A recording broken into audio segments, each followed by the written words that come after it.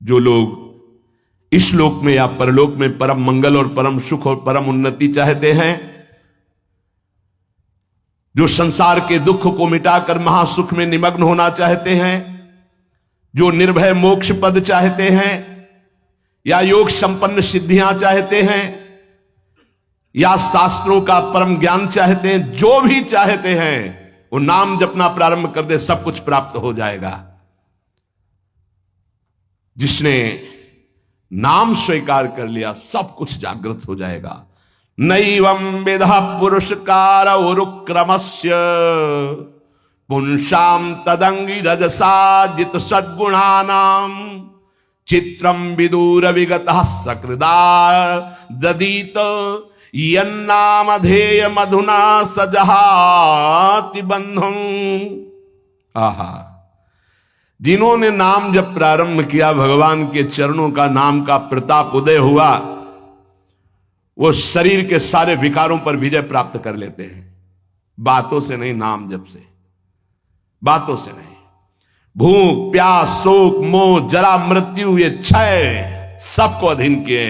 काम क्रोध लोभ मोह मद मत्सर ये छह सबका क्षय किए हुए हैं, नाश कर रहे हैं। मन पांच ज्ञानेंद्रियां ये छह, काम क्रोध आदि छह, भूख प्यास शोक मोह जरा मृत्यु ये छह, इन सब पर विजय प्राप्त कर लेता है नाम जापक। पांच ज्ञानेंद्रियां कब्जे में, मन उसके कब्जे में, भूख प्यास शोक मोह जरा मृत्यु कोई भय नहीं उसको।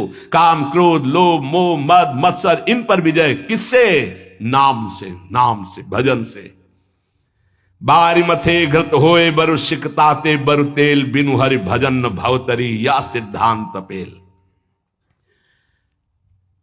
अन्य कोई पुरुषार्थ नहीं, सबसे बड़ा पुरुषार्थ तुम्हारे नाम जिह्वा पर चलने लगे। चाहे संसार से बहिष्कृत एकदम नीच घोर पापी हो, यदि वो प्रभु का नाम जपना प्रारंभ कर दे तो जगत पूज्य हो जाएगा। अहो वत्स पचतो गरीयान यज्जिभ्याग्रे वर्तते नाम तुभ्यम ते पुस्तपस्ते जुहवो सस्नुरार्या ब्रह्मा नोचुर नाम गृणंति एते। वो चांडाल भी सर्वश्रेष्ठ जगत पूज्य हो जाता है जिसकी जिह्वा के अग्रभाग पर भगवान का नाम विराजमान है। उसने तपस्या कर ली, यज्ञ कर लिया, तीर्थ स्नान कर लिया, सदाचार का पालन कर लिया, सब वेदों के अध्ययन का फल प्राप्त कर लिया, जिसने नाम जपना प्रारंभ कर दिया। इसलिए बड़े बड़े ब्रह्मवादी ऋषियों का, शास्त्रों का, भक्तों का, सबका एक साथ मत है कि निरंतर नाम जप ही सर्वश्रेष्ठ साधन और साध्य है।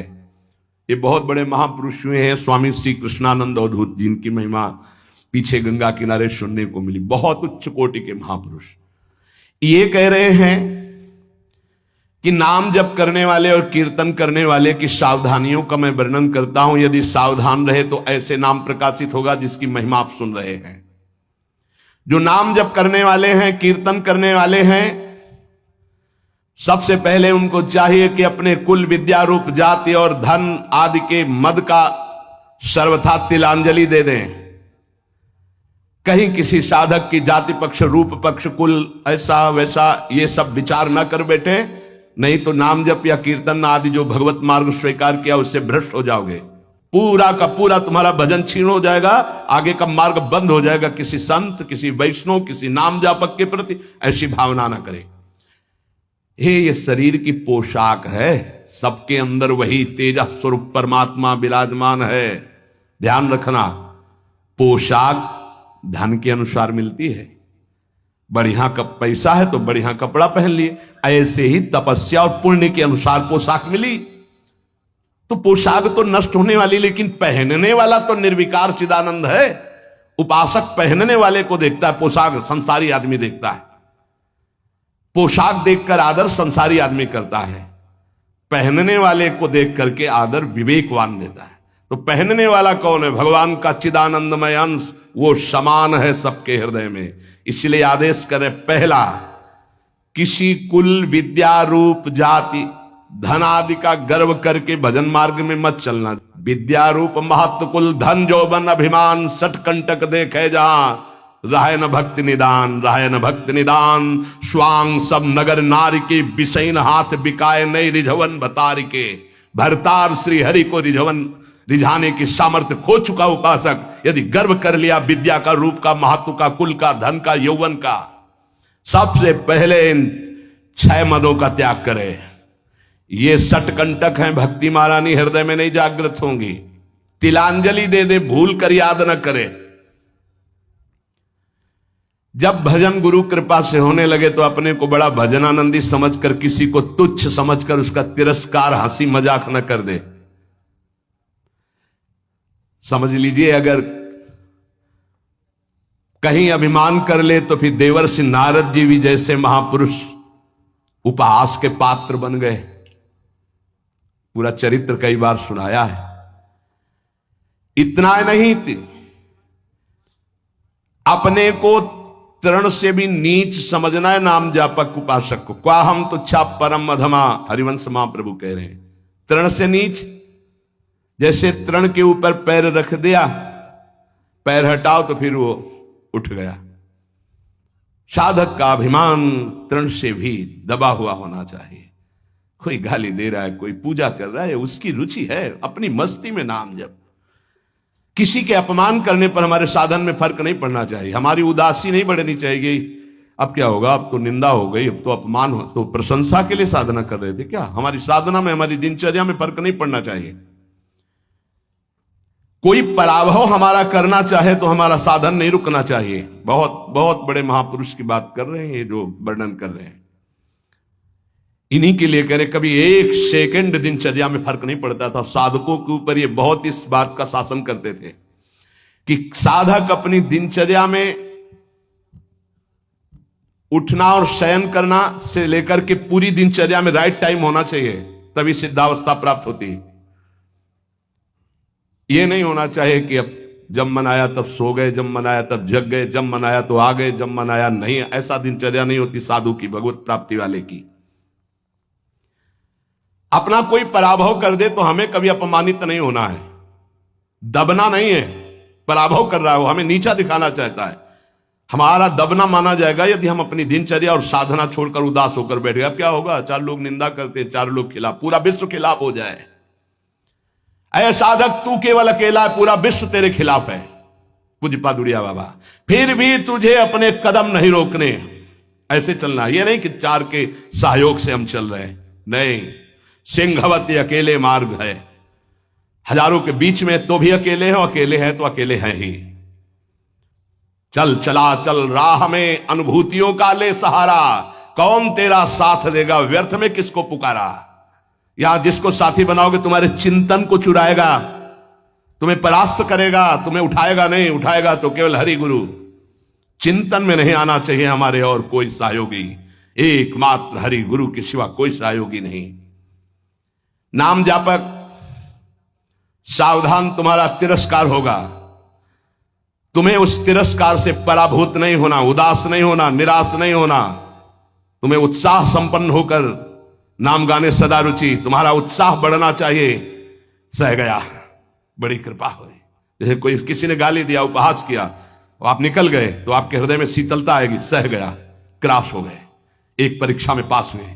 राधा राधा राधा, बड़ी कृपा श्री जी की। उसने बहुत अपमान किया, तिरस्कार किया और हमको क्रोधित करने की चेष्टा की, लेकिन हृदय में क्रोध नहीं आया, बचा लिया श्री जी ने। नाम की बड़ी कृपा, बड़ा आनंद आएगा, देख लेना। उस समय उपासक को आराध्य देव की विशेष कृपा समझनी चाहिए, जब तिरस्कार, अपमान, निंदा और झुकना पड़े। झुक गए तो उठ जाओगे, और उठ गए तो टूट जाओगे। ये मार्ग है, समझना। संसारी आदमी क्या देखा, झुका दिया ना, हाँ भैया हम झुक गए। जे ही तुम झुके तो इतने ऊंचे उठा दिए जाओगे कि वो देख नहीं पाएगा, वो ऐसे भी नहीं देख पाएगा, इतने ऊंचे उठ जाओगे। ये मार्ग का रहस्य समझना। जो इस मार्ग में है कि झुक नहीं सकता तो टूटना पड़ेगा, ये माया रौंद देगी तुम्हें। तृणादपि सुनिचेन, झुकना पड़ेगा। झुको, झुकने से ही तुम निकल जाओगे और ऐसी ऊंचाई पर चढ़ जाओगे कि कोई तुम्हें झुका नहीं सकेगा। वो समय आएगा। अत्यंत दीन भाव से प्रत्येक प्रभु के विधान में प्रसन्न होते हुए नाम जप करो। नाम जापक को बहुत सहनशील होना पड़ेगा। अभी तो नाम महिमा सुनी, अब कैसे जपा जाता है उसको समझिए। जैसे वृक्ष जाड़ा गर्मी वर्षा सब द्वंद्वों को सहता है, कोई ईंट मारता है तो चाहे एक पत्ता ही दे वो देगा, वो उसको कष्ट नहीं पहुंचाएगा। छाया फल पत्ता, कोई काट दे तो कोयला लकड़ी देगा ही, वो कष्ट नहीं देगा। इसी प्रकार नाम जापक कोई विरोध करे, कोई तिरस्कार करे, कोई उपहास करे, कोई उपेक्षा करे, कोई अपमान करे, सहन करे, इतना ही नहीं वो मृदु भाषण और नमस्कार पूर्वक उसकी वंदना करे। यह है नाम जापक की सामर्थ्य। वो उपहास कर रहा है, राधा राधा राधा, वो कटु भाषण कर रहा है, वो मीठा बोल करके राधा राधा, वो अप्रसन्न करना चाहता है, वो प्रसन्न मुद्रा में, वो मर्म भेदी वचन बोल रहा है, वो क्षुब्ध ना होकर प्रसन्न होकर बोल रहा है। यही गोस्वामी जी कहते हैं, बूंद अघात सहाई गिरि कैसे, खल के बचन संत सहे जैसे। जैसे महान पर्वत पर बूंदे गिर रही, क्या फर्क पड़ता है? ऐसे ही अपमान निंदा नाना प्रकार के तिरस्कार, क्या फर्क पड़ता है उस संत हृदय में?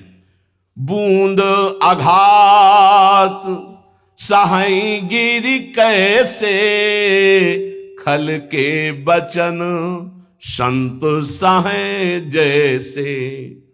अत्यंत विनम्र सहनशील, मान की किंचन मात्र भी इच्छा और परवाह नहीं, सबको सम्मान देते हुए निरंतर प्रभु का प्रसाद उपासक को प्राप्त होता है, जो नाम जप नाम कीर्तन करता है। नाम जापक में आचार शुद्धि, शरीर शुद्धि और भाव शुद्धि तीनों अत्यंत आवश्यक हैं। भाव संशुद्धि पहला, नाम जापक पहला लक्ष्य बनाए कि नाम का फल केवल नाम निरंतर जपना है। भगवान भी आके सामने खड़े हो जाए तो नाम जप बंद नहीं होगा। यह हमें सामर्थ्य चाहिए, ये भाव संशुद्धि। अगर हम जिनका नाम जप रहे हैं वो आ जाएं और कह दें कि नाम जपना छोड़ दो, मैं आ गया, तो हम नाम जपना नहीं छोड़ेंगे, आप चले जाइए। आप जाएंगे कहां? पतंगो यथा तो मनुभ्रम में माणा, डोरी हाथ में है, पतंग प्रियालाल है, नाम है डोरी, राधा राधा राधा, जाओगे कहां? हमारे समीप रहोगे। पूज्य भाई जी महाराज, पूज्य गोस्वामी तुलसीदास जी महाराज, वो महान उपासक जो राम से भी बढ़ करके राम के नाम का आदर किए हुए हैं। प्रभु आए नाम छूट गया तो नाम से बढ़कर नामी हो गया। प्रभु आए नाम नहीं छूटा तब नाम का आदर। यहां तो रुपया पैसा भोग सामग्री में नाम छूट जाता, प्रभु की बात क्या है? ध्यान दीजिए।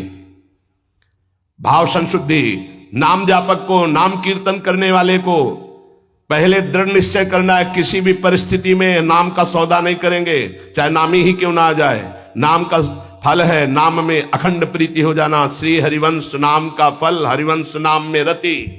श्री हरिवंश नाम नित कहो, नाम प्रताप नाम फल लहो, नाम हमारी गति सदा। जैसे वह हरिवंश सुनाम पावे, तिन चरणन विश्राम, नाम रटन संतत करे। नाम नाम नाम हमारी गति, नाम हमारा साधन, नाम हमारा साध्य। भाव संशुद्धि। नाम जापक मान बड़ाई छूने न पावे, ईर्ष्या द्वेष परास्त न करने पावे, धन का लोभ भोग सामग्री का लोभ मन में ना आने पावे। बहुत ध्यान से सुनो, बहुत बड़े महापुरुष, चूंकि इनकी महिमा पहले से सुने, बहुत प्रभावित हृदय है। ये बहुत एकांत प्रिय महापुरुष थे। इन सबसे ज्यादा इनकी प्रसिद्धि थी दिनचर्या। ये अपनी दिनचर्या को श्री भगवान मानने वाले और महान पुरुष, महान बैरागी, प्रतिग्रह शून्य और वस्तु स्थिति के बोध प्राप्त किए हुए अवधूत महापुरुष श्री कृष्णानंद स्वामी जी महाराज। मान बड़ाई नाम जापक को छूने न पावे, ईर्ष्या द्वेष छूने न पावे, लोभ भोगों का संग्रह प्रतिग्रह छूने न पावे। ये मलिन भाव सदैव दूर रहे। ये नाम जापक, कीर्तन करने वाले उपासक दंभ ना आने पावे, दिखावा ना आने पावे, बनावटीपन ना आने पावे। ध्यान दीजिए, स्वामी जी कह रहे हैं आजकल नाम जापक कीर्तनकार कीर्तन और नाम जप की ओट में बड़ा अनर्थ कर रहे हैं। बड़े महापुरुष हैं, ये अपनी वासनाओं की पूर्ति का खेल खेलने लगते हैं, ये नाम का कीर्तन का दुरुपयोग करने लगते हैं। जिनको ज्ञान नहीं, ऐसे लोगों को फंसाकर अपनी वासना की पूर्ति करते हैं। ये आजीविका चलाने लगते हैं, अपने को भक्त कहलाकर पुजवाने लगते हैं, कीर्तन मंडली बना करके वासना की पूर्ति करने लगते हैं। ये महापुरुष हैं, इनकी बातें सुननी चाहिए। हृदय से दंभ पाखंड रोग नष्ट हो जाएगा। कीर्तनकार नाम जापक इस विरुद्ध आचरण को कभी छूने न दे अपने जीवन में, चरित्र में। मलिन भाव को दूर से ही रखे तो भाव संशुद्धि होती है। जिसका भाव शुद्ध हो जाता है, नाम जप और नाम कीर्तन में उसके सामने प्रभु दिखाई देते हैं। पक्का पक्का, इसमें कोई संशय नहीं। नाम जप का अगला फल है नामी की हर समय सानिध्य का अनुभव होना, उनके रूप का साक्षात्कार होना। केवल प्रभु को रिझाने के लिए हम कीर्तन करते हैं, नाम जप करते हैं, कोई और सुन ले उसके भाग्य, हम किसी और को सुनाने के लिए नहीं। पवित्र नामों का कीर्तन, पवित्र नाम का जप, अंतर और बाहर की पवित्रता, आनंद के लिए, भाव संशुद्धि, अब आचार संशुद्धि। नाम जापक जिनके आचरण गंदे हैं और कहते हैं मैं नाम जप करता हूं, नाम कीर्तन करता हूं, ऐसे लोगों से बहुत दूरी बना कर रखनी चाहिए। पूज्य महाराज जी कह रहे हैं ये नाम का जप या नाम का कीर्तन का लाभ नहीं ले पाएंगे। जो लोग अपनी शास्त्रीय मर्यादा का त्याग करके पाश्चात्य सभ्यता का अनुकरण करते हैं और अपने को नाम कीर्तन या नाम जापक कहते हैं, भक्षाभक्ष का विचार नहीं, जितेंद्रियता नहीं, पवित्रता नहीं, इनको कभी नाम सफल नहीं हो पाएगा। यद्यपि ये भी नाम प्रीति से जपे तो उठ जाएंगे, पर ये नाम में दंभ करते हैं, पाखंड करते हैं, वासनाओं की पूर्ति का खेल खेलते हैं। अब जो कह रहे हैं बहुत समझने की बात है। हमारे शब्दों पर ध्यान दिया जाए। जो होटलों में जिनके विचार, जिनके आचरण अपवित्र हैं, ऐसे लोगों के द्वारा बने हुए भोजन को पाते हैं। जो अपवित्र बिस्कुट, डबल रोटी, बन, देखना महापुरुष जनों के वचन हैं। जो अपवित्र विचार, अपवित्र चरित्र, अपवित्रता का अपने जीवन में संचरण किए होटलों में बना रहे हैं, उनके हाथ का बना हुआ जो भोजन पाते हैं। जो अपवित्र बिस्कुट, डबल रोटी, बन, वो जो मोटा मोटा आता है, और नहीं आता है, वो इतना बड़ा मोटा आता है, उसमें लाल लाल ऐसे लगे होते हैं। बढ़िया तो सुधा रसम रसितुम जिह्वास तुम्हें विवला नहीं हो पाएगा, यहां मना कर रहे। बंद तो बंद हो गया, बंद हो गया। सत्संग जो है सुनोगे तो रोज चाटा लगेगा। और सच्ची कह रहे हैं, अगर इसके अनुसार चल लोगे तो भजन बढ़िया बनने लगा। सात्विक भाव से ही भजन होता है। कम से कम अपने घर में जो रोटी बनाई जा रही है, रोटी बन रही, श्री जी को भोग लग रहा है, सात्विक तो है। कब बना, कैसे लोगों के द्वारा बना, क्या विचारधारा से बना, कितने दिन से वो बना रखा है। अगर शाम की रोटी सुबह दी जाए ना तो अभी हो जाएगा कि हम नहीं खाएंगे, बासी है। और 10 दिन, महीना भर का बनाओ, बंद क्या कहते हैं, नहीं 10-15 दिन की तो होती ही होंगी, 5-6 दिन 10 दिन की वो डबल रोटी होती। अब हमें तो ज्यादा कुछ पता नहीं, लेकिन होती होंगी क्योंकि दुकानों में बिकती हैं। अब ऐसा तो नहीं कि ताजी फैक्ट्री से निकल के हमारे सामने आ गई थाल में, ऐसा तो नहीं। उनमें तुम बासी नहीं देखते हो, उनमें तारीख भले देखते होगे कि एक्सपायर हो गई कि नहीं है। अगर शाम की एक्सपायर हो गई तो भी चल जाएगी कि क्योंकि कल की तक देखो आप मना कर रहे हैं, अगर मान लो तो मान लो, नहीं सुबह नाश्ता बिस्कुटे से करने का मन होगा और आप मना कर रहे हैं।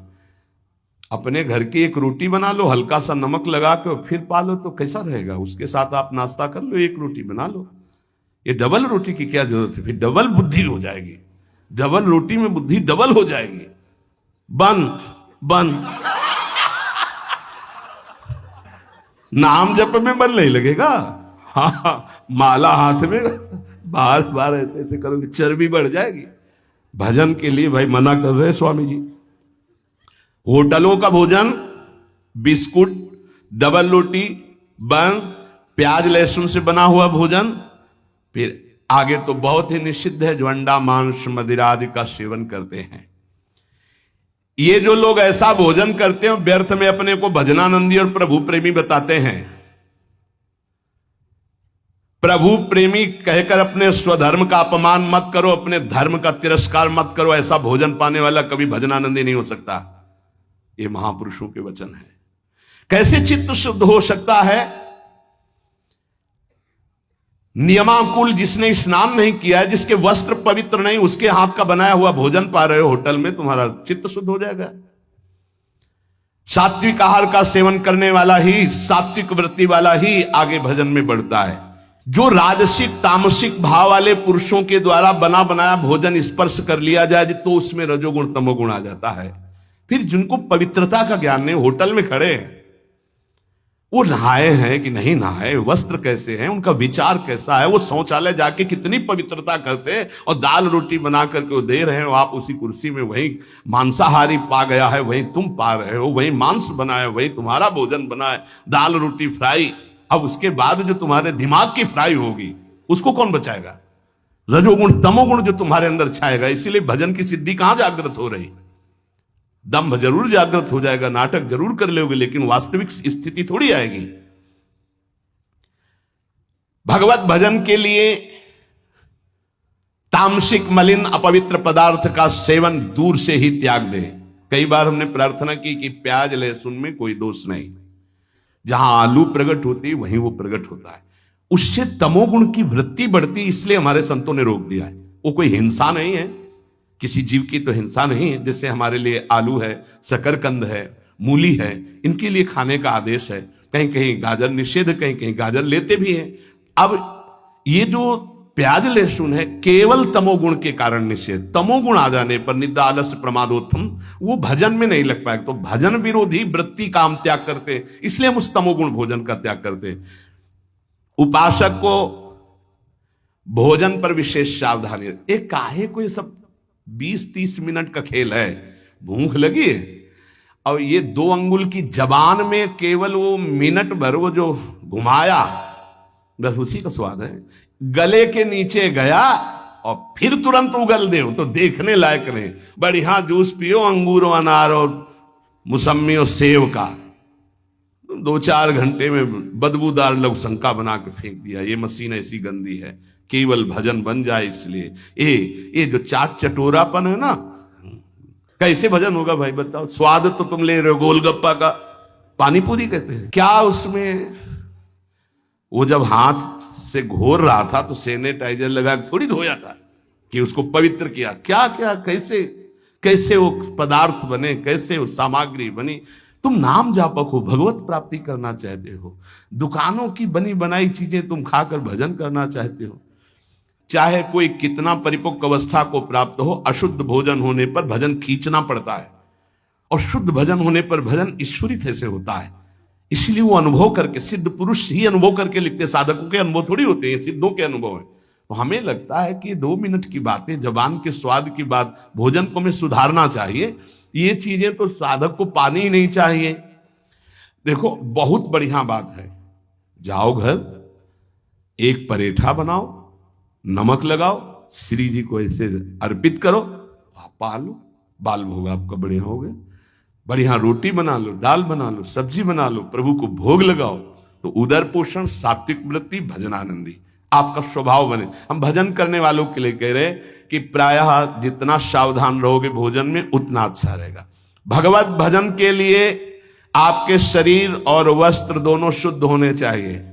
पवित्रता का निर्वाह करना ही होता है। आजकल तो बाथरूम के उतने वस्त्र धारण करो शौच में, जितने, या तो एक ऊनी हो तो वो चल जाएगा, वो वहीं रखा रहता है, उसको धारण किया, शौच आदमी गए, उसको उतार के रख दिया, पवित्र हुए, फिर वस्त्र धारण किए। अगर सूती वस्त्र आप पहन करके जाते हैं और वो कमर के निचले, तो वो धोना पड़ेगा आपको। जैसे बार बार जाना हो तो उनको ऊपर समेट लिया, क्लिप लगा ली, पवित्रता का व्यवहार करें। अगर आपका शरीर अपवित्र, आपके वस्त्र अपवित्र, आपका भोजन अपवित्र, तो परम पवित्र पुण्य श्लोक भगवान का नाम जप करो, भगवान का नाम कीर्तन कर पाओगे, तभी भाव नहीं आएगा।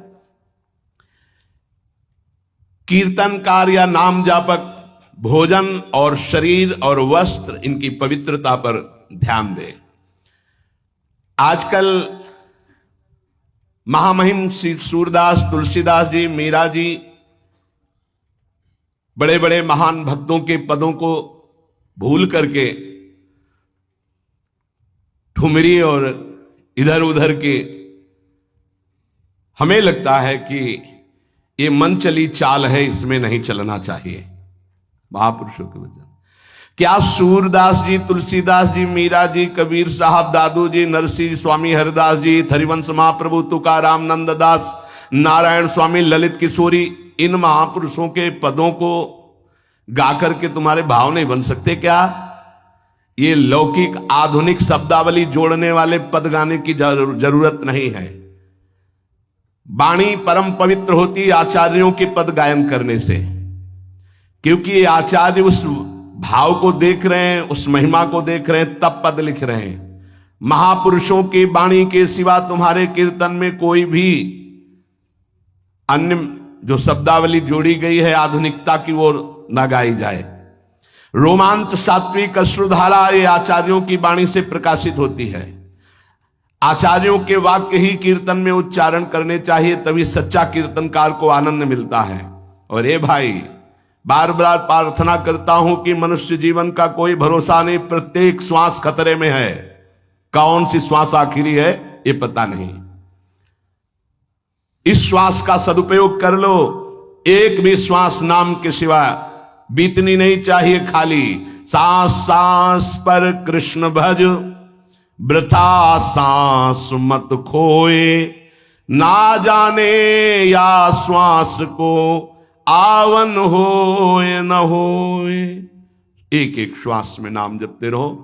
श्रवण किया, नाम जप से सब कुछ प्राप्त हो जाएगा। नाम जप में रुचि बढ़ाने के लिए भोजन पवित्र रखो, शरीर पवित्र रखो, वाणी पवित्र रखो। जो वाणी से अश्लील शब्द बोलेंगे, नाम भगवान कैसे वाणी में चलेंगे, कैसे जिह्वा में चलेंगे? इसलिए सावधान होकर जीवन की एक एक श्वास को सार्थक करो।